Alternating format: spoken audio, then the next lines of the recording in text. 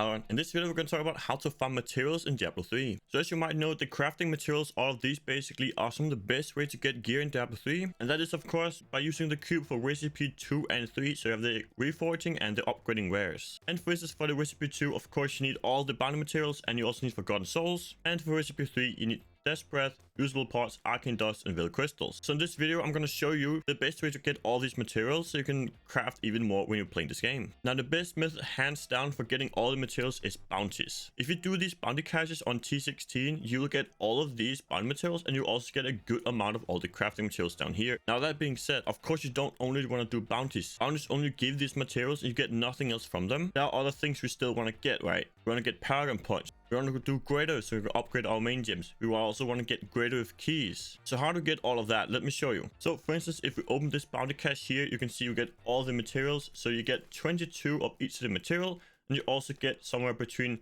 60 and 90 of the parts here. So as you can see, we see 90 usable parts, we have 94 Arcane Dust and 33 Veil Crystals, and also a few Death's Breath. But the main reason for doing this would be, of course, be the bounty materials, getting these here. These are the main reason for doing bounties. These crafting materials here are just extra. These are just nice to have. But some of these we really need a lot of. But there are better ways of farming for these specific ones. I don't know about you, but for me, every season, the crafting materials I need the most are reusable parts. I get all of the other ones a lot, and then I basically don't get any reusable parts because I don't really like doing bounties. But there are some really good ways of just farming reusable parts if you're in the same situation as me. Now, if you're just starting out in the season or you don't really have a lot of materials, what you can do is go to Act 5, go to Battlefields of Eternity. Over here, when you fly around, you will see these decaying armor. You can open these and you'll get some kind of item. As you can see, we got a white item here. You can then go back to town and you can either salvage it or you can convert with it. So we go back and then we salvage this and you get an instant 8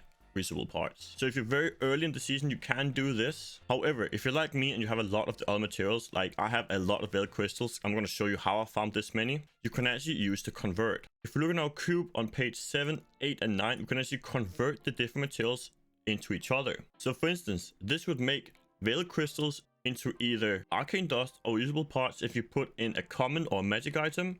And the same thing applies to the other recipes. So here you can convert Arcane Dust to the other two, or you could convert reusable parts to either Arcane Dust or Veil Crystals. What I always do is convert Veil Crystals into reusable parts, and I do this very simple trick. You can easily do this by using the vendors. So when you go to a vendor, you look at the items they have, and you want to find a white item so you can then convert. As you can see here, I just found a vendor already with a Diabolic Wand, which is a great item. They won't always have one. You might have to try different acts, or you have to restart the game. So for instance, if I didn't find it here, I would go to some of the other towns, for instance Survivor Enclave, and check the vendors there.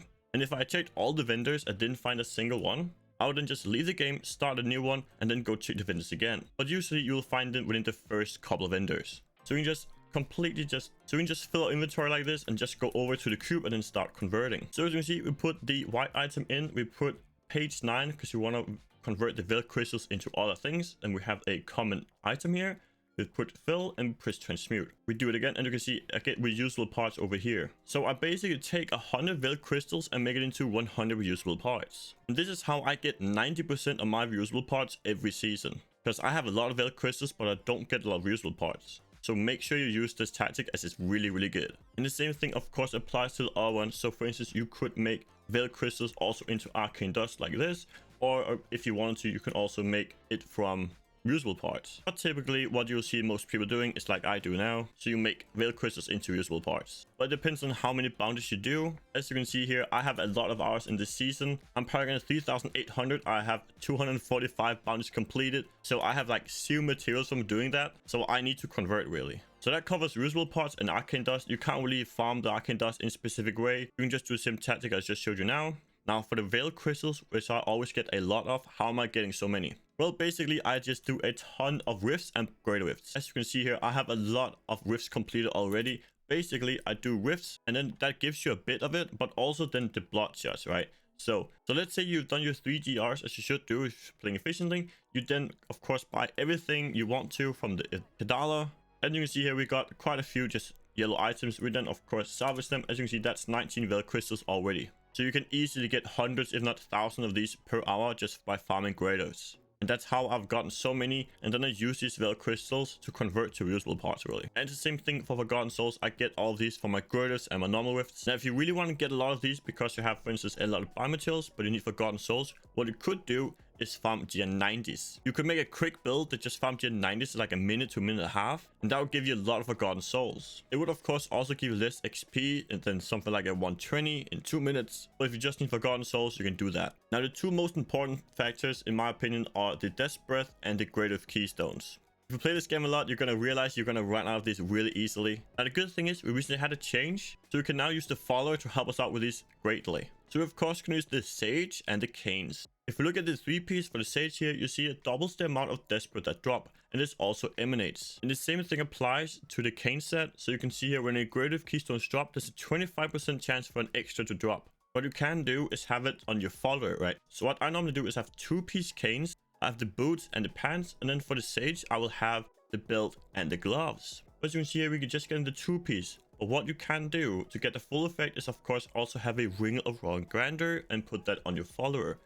As you can see, we now get the full effect of both of these. So you can now go in and farm a ton of normal whiffs and just get a ton of this really. I only really played with the Sage here and pick up Death Breath the first week of the season, and I haven't picked them up in since. So I got about 60 or 70,000 the first week of just playing, just from the rifts and the vaults and everything like that. It's gonna double the amount of Death Breath that drops, so you can get a ludicrous amount per rift. You can easily get up to 100 if not more from one rift. And don't even get me started on puzzle rings, that's just even crazier. And with the Cains, you have a 25% chance for an extra to drop. This basically means if you're doing a rift on T16, instead of getting 3 to 4 Grade of Keys, you can get all the way up to 8. Now of course you're not going to see it every time, but you have the chance for it. And I think in average you get about 1 or so extra per rift you do, so it's definitely worth it. Now if your follower isn't that tanky, you can always swap this out. As you can see right now, I'm playing with the gain access to all skills one, or you could always swap to the cannot die relic, so you don't lose out the effects when you're killing the Rift Guardian or the elites with the Rift to get the Death Breath and keys from it. So make sure you use the cube to convert the materials back and forth depending on what you need. You don't have any loss from it really.